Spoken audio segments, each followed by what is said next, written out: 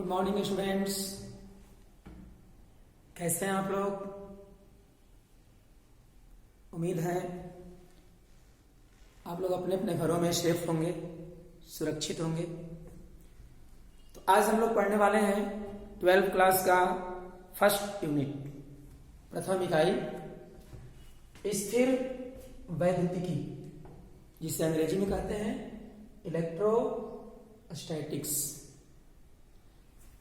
ये बहुत ही important chapter है और ये एक बेसिक चैप्टर है।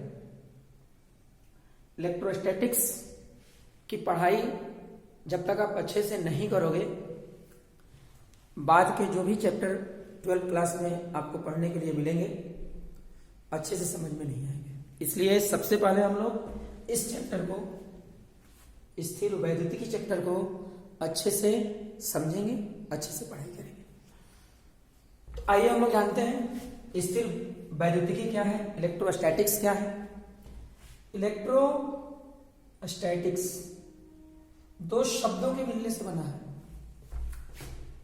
पहला इलेक्ट्रो,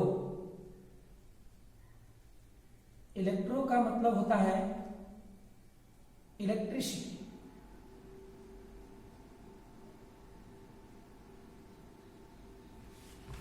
इलेक्ट्रिसिटी नाम आप लोग सुने होंगे। इलेक्ट्रिसिटी मतलब इलेक्ट्रिक चार्ज।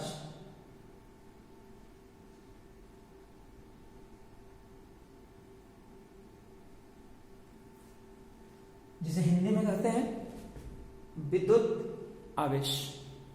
विद्युत आवेश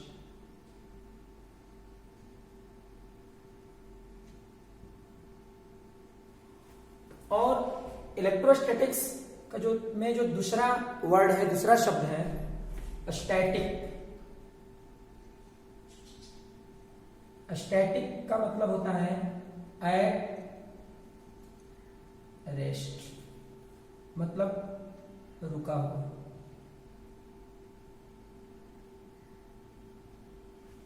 या आप लोग ये भी कह सकते हैं विराम में। तो इलेक्ट्रोस्टैटिक्स दो शब्दों से बना है। इलेक्ट्रो जिसका मतलब इलेक्ट्रिक चार्ज और स्टैटिक जिसका मतलब रुका हुआ। तो इलेक्ट्रोस्टैटिक्स क्या हुआ? इलेक्ट्रोस्टैटिक्स भौतिकी की वह शाखा है जिसमें रुके हुए विद्युत आवेश से संबंधित घटनाओं का अध्ययन किया जाता है। परिभाषा आप लोग चाहे तो लिख सकते हैं, भौतिकी की वह शाखा जिसमें स्थिर विद्युत आवेशों से संबंधित घटनाओं का अध्ययन किया जाता है, उसे स्थिर वैद्युतिकी कहते हैं। अब हम लोग समझेंगे आवेश स्थिर रहेगा तो स्थिर आवेश से संबंधित किन किन घटनाओं का अध्ययन करेंगे हम लोग। आवेश अगर स्थिर हो, 2 आवेश या 3 आवेश या 4 आवेश, 5 आवेश, 10, 20, 50, 1000 कुछ भी हो सकता है।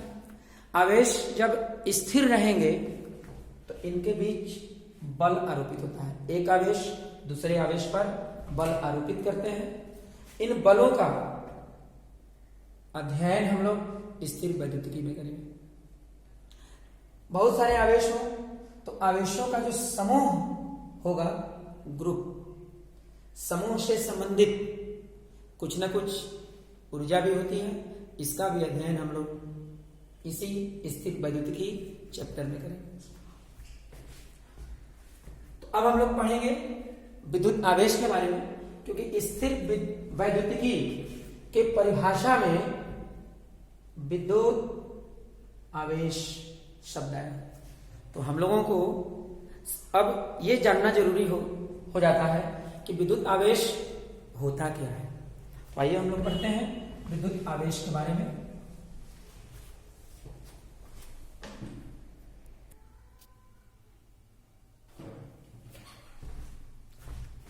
हम लोग 11th क्लास में पढ़े थे गुरुत्वाकर्षण। तो गुरुत्वाकर्षण चैप्टर में आप लोगों को बताया गया था कि 2 पिंड कहीं भी 2 पिंड दोनों कितना भी बड़े हों, कितना भी छोटे हों, पिंडों का निर्माण द्रव्यमान के द्वारा होता है। मतलब दोनों पिंड में कुछ ना कुछ कम या अधिक द्रव्यमान जरूर होगा। द्रव्यमान का एक गुण होता है कि एक पिंड का द्रव्यमान दूसरे पिंड के द्रव्यमान पर बल आरोपित करके और अपनी ओर आकर्षित करता है। जैसे इस पिंड का द्रव्यमान m1 इस पिंड के द्रव्यमान m2 पर बल आरोपित करेगा, अपनी ओर आकर्षित करेगा, खींचेगा। ठीक उसी तरह से इस दूसरे पिंड का द्रव्यमान प्रथम पिंड के द्रव्यमान पर बल आरोपित करेगा और अपनी ओर आकर्षित करेगा। इस बल को हम लोग कहते हैं गुरुत्वाकर्षण बल। कौन बल कहेंगे? गुरुत्वाकर्षण बल। आपसे अगर क्वेश्चन किया जाए कि गुरुत्वाकर्षण बल का कारण क्या है, तो क्या जवाब देंगे आप लोग? द्रव्यमान।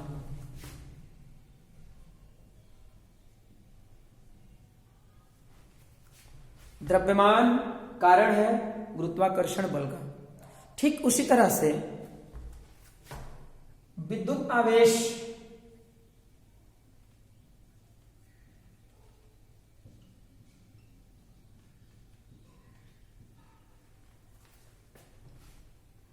आवेश कुछ कणों का आंतरिक गुण होता है। जैसे इलेक्ट्रॉन,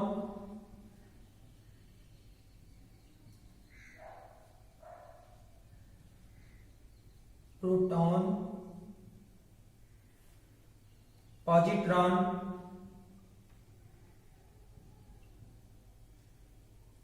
एवं एंटी प्रोटॉन। ये चार ऐसे कण हैं जिनका आंतरिक गुण होता है विद्युत आवेश। कहने का मतलब है कि इन कणों से आवेश को अलग नहीं कर सकते हैं।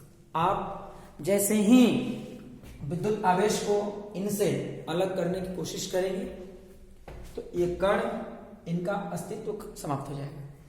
तो विद्युत आवेश क्या हुआ? आंतरिक गुण। किनका आंतरिक गुण है? इलेक्ट्रॉन का, प्रोटॉन का, पॉजिट्रॉन का एवं एंटी प्रोटॉन का।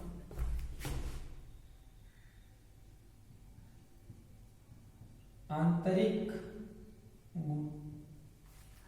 विद्युत आवेश में एक और बात होता है। जैसे एक द्रव्यमान दूसरे द्रव्यमान पर बल आरोपित करके अपनी ओर आकर्षित करेगा, जिससे हम लोग कहते हैं गुरुत्वाकर्षण बल। ठीक उसी प्रकार से अगर दो आवेश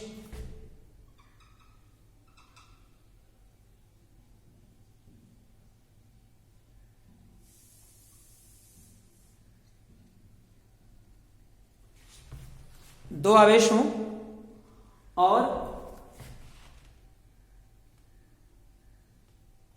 आवेश 1 आवेश 2, तो यहां दो कंडीशन।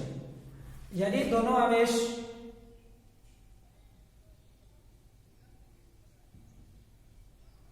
स्थिर हों तो इस स्थिति में दोनों आवेशों के बीच बल लगेगा। जैसे दो द्रव्यमानों के बीच बल लगता है, दो आवेशों के बीच बल लगेगा और इस बल को कहते हैं विद्युत बल। यदि दो आवेश, ध्यान से सुनिए, यदि दो आवेश स्थिर हों तब उनके बीच केवल लगेगा विद्युत बल।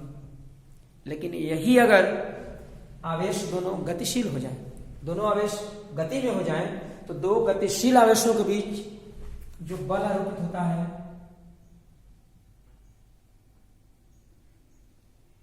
गतिशील होने पर इनके बीच दो प्रकार के बल लगते हैं, विद्युत बल एवं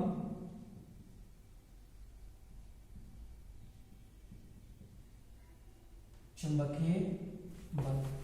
मतलब आवेशों के बीच विद्युत बल भी लगता है और आवेशों के बीच चुंबकीय बल भी लगेगा। कंडीशन अलग अलग। अगर दो आवेश विराम में हो तब इनके बीच केवल विद्युत बल आरोपित होगा। यदि दो आवेश गतिशील हो तब इनके बीच विद्युत बल भी आरोपित होगा और साथ ही साथ चुंबकीय बल भी आरोपित होगा। तो इस तरह से विद्युत आवेश का परिभाषा क्या होगा? कुछ विशेष कणों का वह आंतरिक गुण जिसके कारण विद्युत बल एवं चुंबकीय बल आरोपित होते हैं उसे कहते हैं विद्युत आवेश।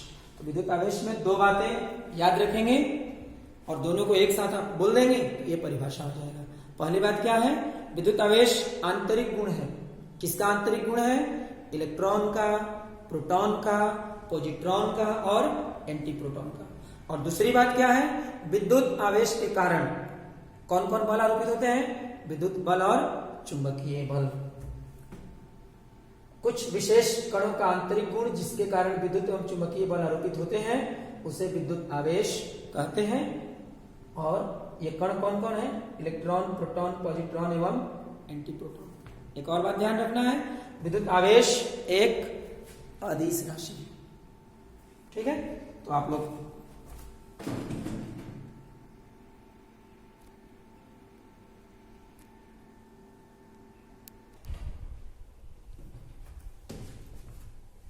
तो अब हम लोग पढ़ेंगे विद्युत आवेश के मात्रक। आप लोगों को बताया गया है कि कोई भी भौतिक राशि हो, अगर उसका मात्रक लिखना हो तो भौतिक राशि का मात्रक कभी भी लिखना हो सबसे पहले उसका क्या लिखते हैं? फॉर्मूला लिखते हैं। और इसके बाद क्या करेंगे? फिर मात्रकों की पद्धति देखेंगे। जिस पद्धति में मात्रक लिखना होगा लिखेंगे हम लोग। तो आप लोग 10th क्लास में पढ़े हुए हैं विद्युत धारा।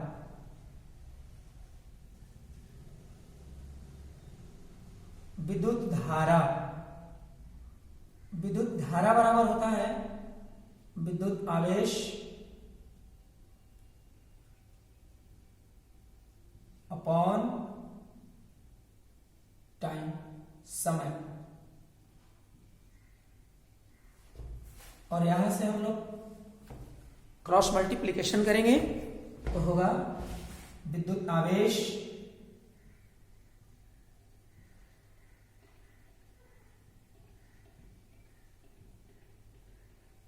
इक्वल टू विद्युत धारा इंटू समय। विद्युत धारा एसआई यूनिट्स में मूल राशि है और समय भी मूल राशि है। विद्युत धारा का मात्रक हम लोग जानते हैं एम्पियर होता है और समय का मात्रक सेकेंड होता है। तो अब हम लोग लिखेंगे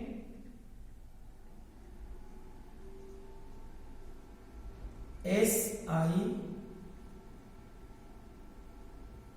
यूनिट्स में। एसआई यूनिट्स में, एसआई यूनिट्स में विद्युत धारा का मात्रक एम्पियर जिसे कैपिटल ए से सूचित करते हैं और समय का मात्रक सेकेंड जिसे स्मॉल एस से सूचित करते हैं।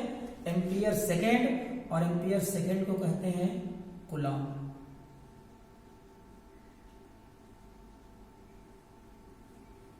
कैपिटल सी से डिनोट करते हैं।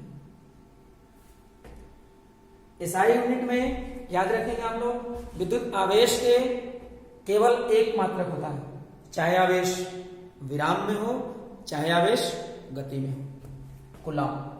लेकिन सीजीएस सिस्टम में जब हम लोग को विद्युत आवेश का मात्रक लिखना होगा तो यहां पर ध्यान देना होता है सीजीएस सिस्टम में विद्युत आवेश के दो मात्रक होते हैं। जब आवेश स्थिर होगा तो मात्रक अलग होगा और वही आवेश अगर गति में हो जाए तो सीजीएस सिस्टम में आवेश का मात्रक अलग होगा। तो इसको समझेंगे हम लोग।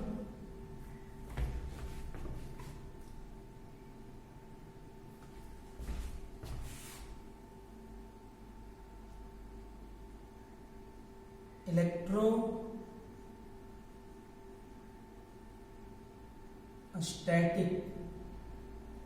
यूनिट्स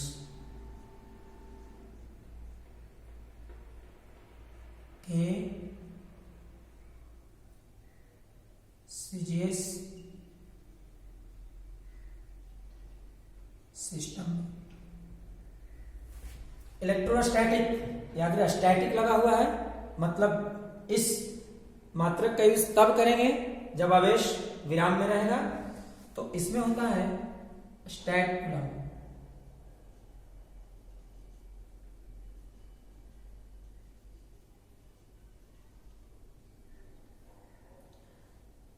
स्मॉल होगा स्टैट सी, और एक मात्रक होगा जब आवेश गतिशील हो,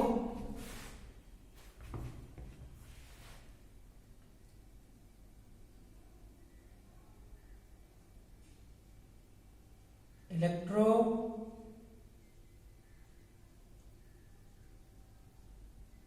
मैग्नेटिक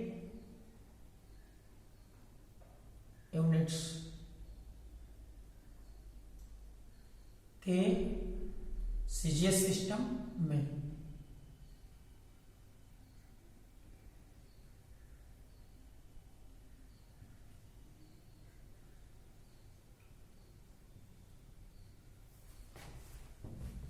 इलेक्ट्रोमैग्नेटिक यूनिट्स के सीजीएस सिस्टम में यहां पर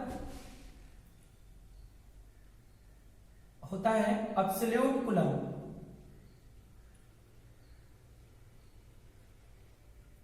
एब्सोल्यूट कूलम और संकेत होगा स्मॉल ए बी सी। तो एसआई यूनिट में विद्युत आवेश का मात्रक कूलम, और सीजीएस सिस्टम में दो मात्रक होते हैं। आवेश जब स्थिर हो तो स्टैट कूलम, आवेश जब गतिशील हो तो एब्सोल्यूट कूलम। लिख लेंगे आप लोग इसे।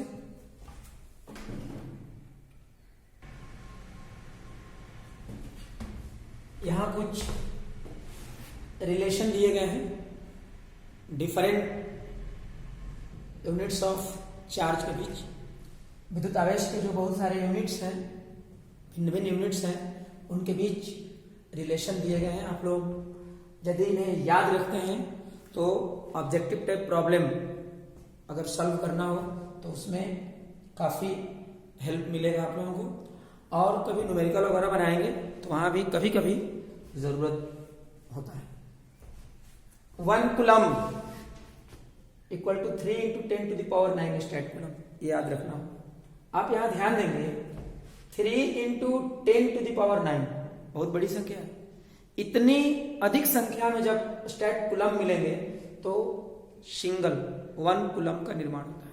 इसका मतलब 1 कूलम अकेले 1 स्टैट कूलम से क्या होता है, बड़ा होता है। उसी तरह से 1 एब्सोल्यूट कूलम 10 कूलम के बराबर होता है। 10 कूलम जब मिलेंगे तो 1 एब्सोल्यूट कूलम का निर्माण होगा, मतलब 1 absolute coulomb is greater than 1 coulomb. हम लोग जो विद्युत आवेश का यूनिट पढ़े हैं उसमें सीजीएस सिस्टम में 2 यूनिट पढ़े हैं, स्टैट कूलम और एब्सोल्यूट कूलम। तो स्टैट कूलम को इलेक्ट्रोस्टैटिक यूनिट भी कहते हैं या इसको ESU कहते हैं, इलेक्ट्रोस्टैटिक यूनिट। उसी तरह से एब्सोल्यूट कूलम को इलेक्ट्रोमैग्नेटिक यूनिट भी बोलते हैं। इन्हें संक्षेप में क्या कहेंगे, EMU, इलेक्ट्रोमैग्नेटिक यूनिट।